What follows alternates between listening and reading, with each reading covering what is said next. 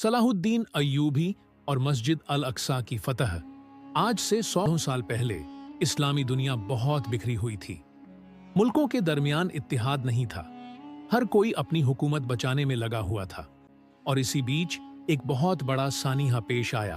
बैतुल मुक़द्दस यानी कहुद्स, जिस जगह पर मस्जिद अल अक्सा है, सलीबी फौजों के कब्जे में चला गया। साल था 1099। यूरोप से आए नासिरी यानी क्रूसेडर्स ने कहुद्स पर हमला किया। उन्होंने वहां के हजारों मुसलमानों को शहीद कर दिया। औरतें, बच्चे, बूढ़े, किसी पर रहम नहीं किया गया। मस्जिद अल अक्सा को बंद कर दिया गया। वहां सलीब गाड़ दी गई। अजान की आवाजें बंद हो गईं। सजदों की जगह अब गिरजाघरों की घंटियां बज रही थीं। उम्मत मुस्लिम के लिए यह बहुत बड़ा सदमा था। एक ऐसी जमीन जो हजरत उमर फारूक के द्वार से मुसलमानों के हाथ में थी, अब वहां नासिरी हुकूमत कर रहे थे। लेकिन अफसोस, उस वक्त इस्लामी ममालिक आपस में लड़ रहे थे। कोई आगे बढ़कर कहुद्स को आजाद कराने वाला नहीं था। मगर फिर अल्लाह ने एक ऐसा शख्स भेजा जो मुसलमानों को फिर से एक कर सके, जो दिल में अल्लाह का डर और उम्मत का दर्द रखता था। उसका नाम था सलाहुद्दीन अय्यूबी। अगर आपको यह कहानी पसंद आ रही है तो हमारे चैनल को सब्सक्राइब करें और हमारे साथ इस सफर में बने रहें। दुआ है कि अल्लाह जिस भी भाई या बहन ने इस चैनल को सब्सक्राइब किया, उसकी दुआएं कबूल करें और उसे अपनी रहमत और हिदायत से नवाजे। कमेंट में आमीन जरूर लिखें। सलाहुद्दीन अय्यूबी का असल नाम था यूसुफ बिन अय्यूब। वो 1137 में तिकरी, आज का इराक में पैदा हुआ। उसका ताल्लुक कुर्द खानदान से था। उसके वालिद नज्जमुद्दीन एक दीनदार और बहादुर शख्स थे। सलाहुद्दीन को बचपन से ही दीनी तालीम और अदब सिखाया गया। वो आम लड़कों की तरह नहीं था। उसे खेलने कूदने से ज्यादा शौक था किताबें पढ़ने का। वो अक्सर कुरान की तिलावत करता और बहादुर मुसलमानों की कहानियां सुनता, खासकर हजरत उमर फारूक और खालिद बिन वलीद की। वो बहुत मुतवाज़िह था, न घमंड करता, न शोहरत की तलाश करता। उसका दिल हर वक्त यही सोचता, या अल्लाह, मुझे ऐसा बना दे कि मैं तेरे दीन की खिदमत कर सकूं। जब वो थोड़ा बड़ा हुआ तो उसे फौजी तालीम दी गई। वो घुड़सवारी, तलवारबाजी और जंग की तदबीरें सीखने लगा। लेकिन इसके साथ साथ वो हमेशा नमाज का पाबंद और इल्म का तलबगार रहा। उसे नूरुद्दीन जंगी जैसे बहादुर और परहेजगार रहनुमा की सरपरस्ती हासिल हुई। नूरुद्दीन का मकसद भी वही था, मस्जिद अल अक्सा की आजादी। और सलाहुद्दीन ने उसी ख्वाब को अपने दिल में बसा लिया। उसी वक्त से उसका मकसद तय हो गया। जिंदगी सिर्फ हुकूमत के लिए नहीं, बल्कि अल्लाह के घरों को आजाद कराने के लिए है।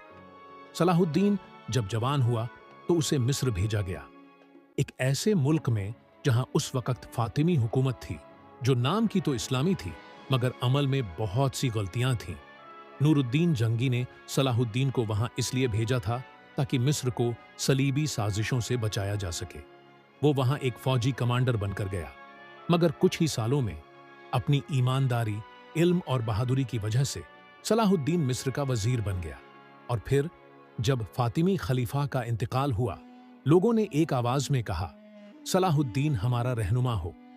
अब सलाहुद्दीन के पास ताकत थी, मगर दिल में तकवा।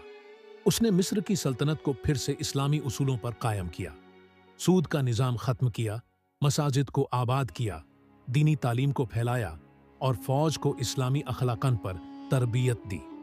वो दिन रात एक ही चीज के लिए मेहनत करता, कुद्स को आजाद कराना है, मस्जिद अल अक्सा को नासिरियों से वापस लेना है। उसने मिस्र और शाम यानी सीरिया को एक कर लिया।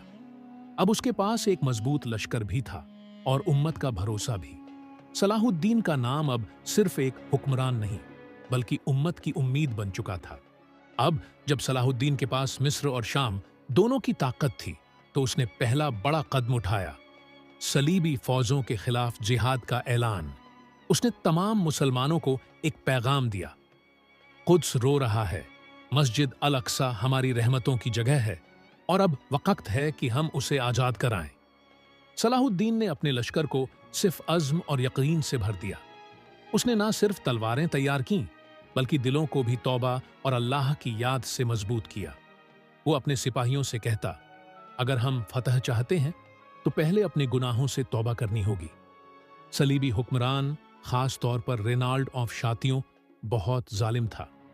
उसने मुसलमानों के काफिलों पर हमला किया और यहां तक कि हज के काफिले तक लूट लिए। उसने काबा की तौहीन की धमकी दी और यही बात सलाहुद्दीन के दिल में आग बन गई। सलाहुद्दीन ने कहा, अब तंग दिली नहीं, अब सब्र नहीं, अब सिर्फ जिहाद। और फिर साल 1187 में वो दिन आया जब सलाहुद्दीन ने अपनी अफवाज को लेकर सलीबियों के सबसे बड़े लश्कर से टकराने का फैसला किया। मुकाबला होना था मरकाए हत्तीन, जहां तायुन होना था हक और बातिल में फैसला। साल था 1187। जगह थी हत्तीन, फिलिस्तीन की सरजमीन पर एक पहाड़ी इलाका। सलाहुद्दीन अय्यूबी ने अपने 30,000 सिपाहियों के साथ मोर्चा संभाला। सामने था सलीबी लश्कर, जिसकी तादाद 50,000 से ज्यादा थी। मगर सलाहुद्दीन को यकीन था, नसर फकत तादाद से नहीं बल्कि ईमान और सब्र से होती है। जंग से पहले सलाहुद्दीन पूरी रात इबादत करता रहा। वो सजदे में गिरकर रोता और अल्लाह से मदद की इल्तिजा करता। वो अपने सिपाहियों से कहता, अगर हमने नीयत सच्ची रखी तो फतह जरूर मिलेगी। सलीबी लश्कर गर्मी, प्यास और थकान से बेहाल था। सलाहुद्दीन ने हिकमत से उनके पानी के रास्ते बंद कर दिए थे और फिर सुबह फज्र के वक्त जंग का आगाज हुआ। सलाहुद्दीन की अफवाज ने 3 तरफ से हमला किया। घोड़ों की टापें, तलवारों की झनकार, तकबीर की आवाजें, अल्लाहु अकबर, अल्लाहु अकबर। सलीबी सिपाही परेशान हो गए। उन्होंने देखा, ये कोई आम जंग नहीं, ये कोई आम लश्कर नहीं, ये उम्मत का लश्कर है और आगे सलाहुद्दीन खड़ा है, सीना ताने हुए, तलवार लिए और आंखों में जुनून। रेनाल्ड ऑफ शातियों, वो जालिम जो मुसलमानों को सताता था, उसे गिरफ्तार किया गया। सलाहुद्दीन ने उसे खुद देखा और कहा, मैं अल्लाह की राह में जिहाद कर रहा हूं और वो तेरे जैसे जालिमों को छोड़ नहीं सकता। सलाहुद्दीन ने उसे वहीं सजा दी और कहा, अब मस्जिद अल अक्सा की राह खुल चुकी है। इस जंग ने सलीबी ताकतों की कमर तोड़ दी। हजारों सलीबी मारे गए और बाकी गिरफ्तार।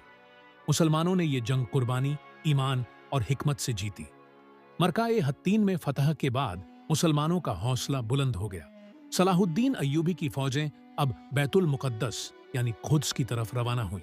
खुद्स वो मुकद्दस सरजमीन जहां हजरत इब्राहिम अलैहिस्सलाम ने अल्लाह के लिए कुर्बानी पेश की, जहां से हजरत मोहम्मद सल्लल्लाहु अलैहि वसल्लम को मिराज हुई और जहां मस्जिद अल अक्सा है, तीसरा हरम शरीफ।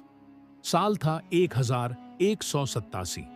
महीना रजब का मुकद्दस महीना। सलाहुद्दीन ने कुद्स का मुहासिरा कर लिया। सलीबी हुक्मरान बाल्डविन और उसके सिपाही अब मायूस हो चुके थे। ना मदद आ रही थी, ना हिम्मत बाकी थी। सलाहुद्दीन ने मुसलमानों के उसूलों के मुताबिक उन्हें अमन का पैगाम भेजा। अगर तुम हथियार डाल दो तो तुम्हारी जान बख्श दी जाएगी। आखिरकार 2 अक्टूबर 1187 वो दिन आया जब कुद्स मुसलमानों को वापस मिल गया। सलाहुद्दीन जब कुद्स में दाखिल हुआ तो उसके चेहरे पर गुरूर नहीं था, बल्कि आंखों में आंसू थे। उसने फौरन मस्जिद अल अक्सा की तरफ रुख किया। जहां सालों से सलीब गाड़ी गई थी, वहां अब फिर से सजदा हुआ। जहां घंटियां बजती थीं, वहां फिर अज्जान की सदाएं गूंजीं, अल्लाहु अकबर, ला इलाहा इल्लल्लाह। सलाहुद्दीन ने जमीन पर सर रखकर सजदा किया। उसने रोते हुए कहा, या अल्लाह, तूने जो वादा किया था तूने पूरा कर दिखाया। कुद्स की फतह के बाद बहुत से लोग समझते थे कि अब मुसलमान सलीबियों से वही सुलूक करेंगे जो उन्होंने पहले मुसलमानों के साथ किया था, कत्लेआम, आगजनी और जुल्म। मगर सलाहुद्दीन अय्यूबी ने दुनिया को दिखाया, इस्लामी फतह तलवार से नहीं, इंसाफ और रहमत से मुकम्मल होती है। उसने ऐलान किया, जो ईसाई चाहे अमन से यहां रह सकता है, जो जाना चाहे बाजात जा सकता है। हजारों ईसाई और यहूदी जो डरे हुए थे, उन्हें सलाहुद्दीन ने न सिर्फ जिंदगी बख्शी बल्कि उनकी मदद भी की। जिनके पास फिदया, रिहाई की रकम नहीं था, सलाहुद्दीन ने खुद अपने खजाने से अदा किया। लोगों ने देखा, ये वही सलाहुद्दीन है जो मस्जिद में सजदा करता है और गैर मुस्लिम बूढ़े की मदद के लिए घोड़ा रोक देता है। उसने मस्जिद अल अक्सा को दोबारा साफ करवाया। सलीबी चिन्ह हटाए गए, दीवारें धोई गईं और फिर अजान दी गई। वो मंजर जब कुद्स की फिजा में सदाएं गूंजी, हैया अला सलाह, हैया अला लफलाह। सलाहुद्दीन ने दिखाया, फतह ताकत से नहीं, अखलाक से मुकम्मल होती है। सलाहुद्दीन अय्यूबी ने वो कारनामा अंजाम दिया जो सदियों से नामुमकिन समझा जाता था। मस्जिद अल अक्सा को सलीबियों से आजाद करवा लिया, मगर उसके दिल में कभी गुरूर न आया। वो कहता था, अगर मेरी तलवार ने फतह की तो मेरा सजदा किस काम का। कुद्स की फतह के बाद उसने कभी आराम की जिंदगी नहीं अपनाई। वो फकीरों की तरह रहता, अपने लिए न कोई महल बनवाया न खजाना जमा किया। साल 199 सलाहुद्दीन बीमार पड़ा। डॉक्टरों ने कहा अब चंद दिन बाकी हैं। वो अपने बिस्तर पर लेटा हुआ था, मगर लबों पर बस एक ही नाम था, अल्लाह अल्लाह। वो रोता था और कहता था, मैं अल्लाह से मिलूंगा और मुझे नहीं पता मेरा अमल मुझे कहां ले जाएगा। जब उसका इंतकाल हुआ तो पूरा कुद्स रो पड़ा। उसके जनाजे में मुसलमान ही नहीं बल्कि यहूदी और ईसाई भी शामिल हुए, क्योंकि उसने इंसाफ किया था और इंसानियत सिखाई थी। उसके मरने के बाद जब उसका सामान देखा गया तो सिर्फ एक तलवार, कुछ किताबें और कुछ चादरें मिली। न सोना, न जेवर, न महल। किसी ने कहा, इतनी बड़ी सल्तनत और इतना सादा मीर। दूसरे ने जवाब दिया, वो सलाहुद्दीन था, वो बस अल्लाह का सिपाही था। सलाहुद्दीन अय्यूबी का नाम आज भी मस्जिद अल अक्सा की दीवारों से गूंजता है। हर सजदा, हर अजान उसके इखलास की गवाही देती है। वो हमें याद दिलाता है कि ईमान, इल्म, इंसाफ और इखलास जब एक साथ होते हैं तो मस्जिदें आजाद होती हैं। सलाहुद्दीन अय्यूबी चला गया, लेकिन उसका साया, उसकी दुआएं और उसकी जद्दोजहद मस्जिद अल अक्सा की दीवारों में रह गईं। मगर एक सवाल हवा में तैरता रहा, क्या सलाहुद्दीन के बाद कोई सलाहुद्दीन पैदा हुआ? सलाहुद्दीन के बेटों ने उसकी हुकूमत को तकसीम किया। मिस्र अलग, शाम अलग और खुद्स जुदा। तफरका शुरू हुआ, और जहां तफरका होता है वहां दुश्मन ताक में बैठा होता है। साल 1229 सिरजैन अल फ्रेडरिक नामी ईसाई बादशाह ने चालाकी से कुद्स पर दोबारा कब्जा कर लिया। इस बार तलवार से नहीं, मुफाहमत और मक्कारी से। मस्जिद अल अक्सा, जिसे सलाहुद्दीन ने आंसुओं और सजदों से आजाद करवाया था, वो फिर गैरों के हाथ में चली गई। उम्मत जगी नहीं, सल्तनतों में मशवरा नहीं रहा और मुसलमानों के दिलों में इत्तेहाद नहीं रहा। कुद्स की फजाओं में वो तड़प रह गई जो सलाहुद्दीन के सजदों में हुआ करती थी। लेकिन हर दौर में कुछ दिलों में सलाहुद्दीन की रूह गूंजती रही। कभी फिलिस्तीन में कोई नौजवान पत्थर उठाता, कभी किसी मस्जिद में कोई इमाम इखलास से दुआ करता। मस्जिद अल अक्सा का सफर अभी पूरा नहीं हुआ था।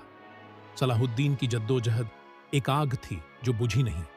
सलाहुद्दीन अय्यूबी की रूह ने जिस मस्जिद के लिए सैकड़ों सजदे किए, जिसके लिए लहू बहाया, जिसे अपनी सल्तनत का ताज समझा, वो मस्जिद अल अक्सा आज भी उसी मोहब्बत, उसी तड़प और उसी जद्दोजहद का मरकज बनी हुई है। सदी दर सदी इस मुकद्दस जमीन पर ताले भी लगे, बम भी गिरे और नारे भी गूंजे, मगर अजान कभी बंद ना हुई, सजदे कभी रुके नहीं। फलस्तीनियों के दिलों में सलाहुद्दीन की रूह अब भी जिंदा है। 1948 नाकबा। इस साल यहूदियों ने इसराइल का कयाम किया। लाखों मुसलमानों को अपने घरों से बेदखल किया गया। अल अक्सा फिर खतरे में थी। 1967 जंग ए शशरोजा इसराइल ने पूरा कुद्स कब्जे में ले लिया। मस्जिद अल अक्सा पर पहरा बिठा दिया गया, मगर सजदे अब भी जारी थे।